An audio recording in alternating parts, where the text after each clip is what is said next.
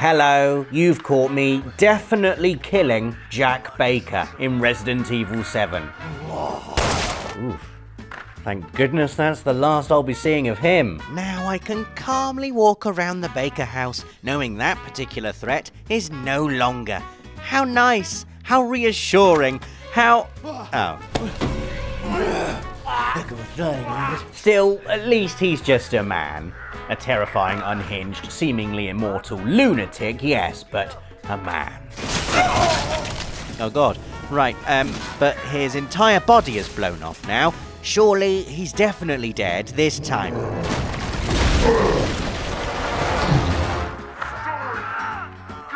Alright, Jack, I guess that wasn't your final form, was it? And this is the punishment for my naivety. A fight with a massive, bulbous sack of glowing orange eyeballs. At least you've the good grace to show me exactly where your weak spots are. But really, what a transformation. I love it when bosses do this. Make you think you've beaten them, only to reveal 3 more versions of themselves hidden underneath the shell you've just roasted. Typically, multi-form bosses are final bosses, usually starting out in human form before becoming gradually more grotesque and massive. Or there'll be bosses that, like Jack Baker, keep popping up throughout the game, get incrementally more powerful with each appearance until finally splurging their true anatomy all over your screen in an explosion of inside-out skin and body parts in the wrong place. With Jack Baker out the way, here are 6 more bosses who are all like, ah ha ha ha ha ha. That wasn't even my final form. We're going straight to Xemnas next, the final boss of Kingdom Hearts 2, because he's ludicrous and I want him out the way early on because remembering all those times 21-year-old me thought, yes, I must have beaten him now, is making my brain a bit sore. So, you start off, as is the case with all these bosses, with vanilla Xemnas in his regular black robe and silver hair. He quickly starts throwing bits of buildings at you, however, which you have to chop to bits because Keyblades can kill buildings as well as open them, apparently. Finally, we catch up to him and he's sitting on a throne with a fancy new costume and a massive sword. I mean, how disrespectful. Stand up and fight me and look me in the eye, you coward.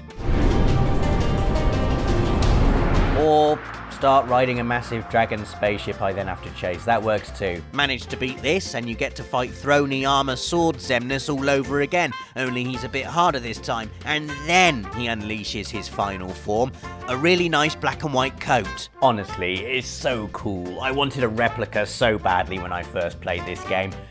And to be honest, if I could pull it off, I'd still want one now. And if that's not cool enough for you, then check out his twin laser swords that definitely aren't lightsabers. Also worth noting, he can make replicas of himself now, just in case you thought fighting a lightning-fast, dual-wielding final form final boss was a bit too easy.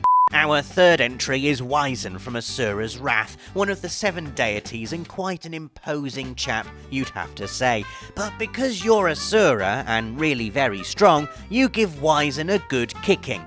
Cue form change. I say form change, it's not really a form change. He just gets even more massive. Massive VIII, or Vajra VIII to give him his true name, continues the ludicrous anime-style battle with Asura, only to get punched so hard he flies into space, which surely is the end for him. You'd think so, wouldn't you, what with the whole no air in space thing?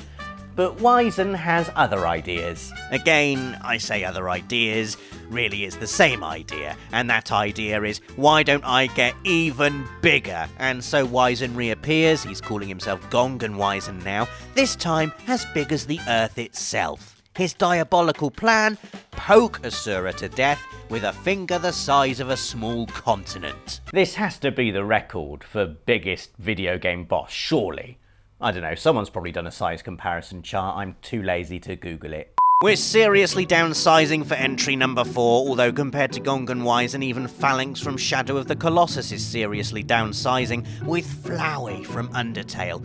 Flowey doesn't technically form change while you're fighting him, but you do encounter his base form right at the very beginning of the game, so he's going in. And also, for goodness sake, just look at the monstrosity he turns into.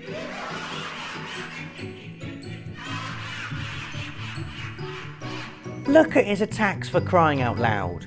How? How are you supposed to think that fast? Flowey becomes an absolute nightmare and is the final boss of Undertale's neutral route, i.e. the boss you'll fight if you've gone through the game killing some monsters and sparing others. So basically, the final boss almost everyone will be fighting on their first playthrough.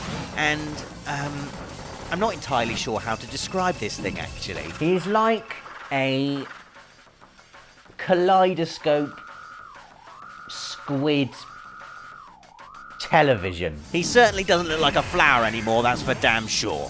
Entry 5 is Melbu Frama, the final boss in the Legend of Dragoon.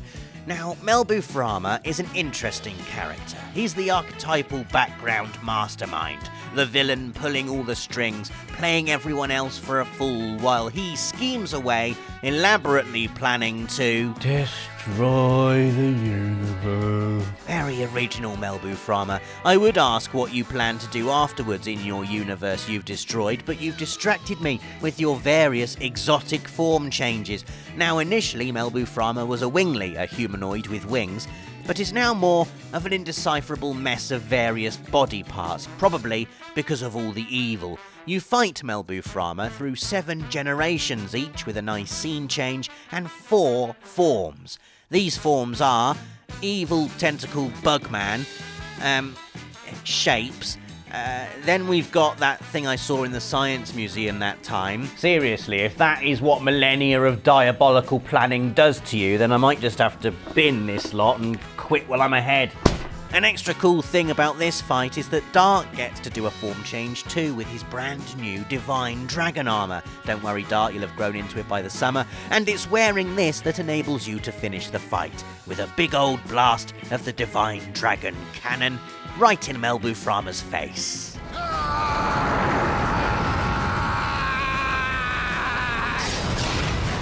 It's quality of form changes, my friend, not quantity.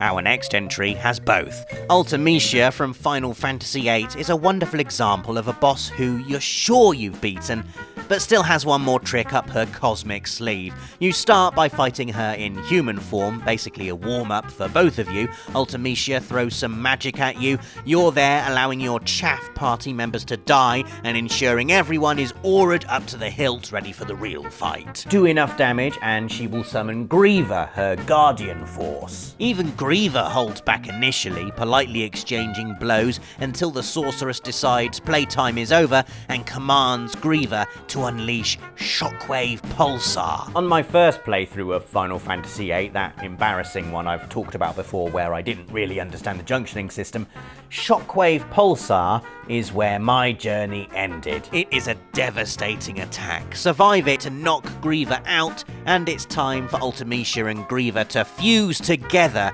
in what must surely be their combined final form. Nope. I honestly thought I'd done it. Dancing for joy, like Guardiola in the Champions League semi-final before VAR disallowed Sterling's goal against Spurs. And then she emerges, Ultimecia in her true form, rising like an evil galactic phoenix, adorned with the cosmos, the light of 1,000 suns burning through where her face should be, her human form dangling limp beneath her like a discarded puppet. It's mesmeric. And the music. Honestly, I think this might be my favourite Final Fantasy boss theme. What a tune! It feels like you're fighting time itself, which is sort of the point. A swirling, chaotic ballet of limit breaks while all the magic you've spent an entire game collecting is violently blown into the void, piece by piece. This is Ultimecia's true form, and besting her aged 12 is still one of my proudest video game achievements to date. Our final entry just doesn't know when to stop. Naga Filgaia, the final boss of Wild Arms 3, has no fewer than 10 forms, each one a sort of evolutionary stepping stone as you fight this being of ultimate evil from its inception as a sort of wispy nothing, to full-grown dragon terror, ring with wings, and finally this monstrosity, which looks like an angry plant caught halfway through exploding. Credit where it's due, I suppose. Naga Phil Dyer doesn't really make a big song and dance about the whole form change thing. You know, there's no rainbow explosion, no generational transition, no pretending to be dead and then surprising you. It basically just sheds its old form, puts on the new one, and gets on with the fight. Good job too, because if I had to sit through 9 long-winded form change cutscenes, I'd probably still be playing Wild Arms 3 now. It's nice to know where Wild Arms thinks the future of evolution is going though. Dragons, halos, explodey plants. Really looking forward to that in a few million years. There you go then, 7 times bosses were like, that wasn't even my final form, and decided not to die before we killed them anyway. Can you think of any other examples? Let us know in the comments, give us a like if you enjoyed the video, and click that notification bell so you always know when a new Friday feature goes live. Thanks for watching, and see you next week. For the players.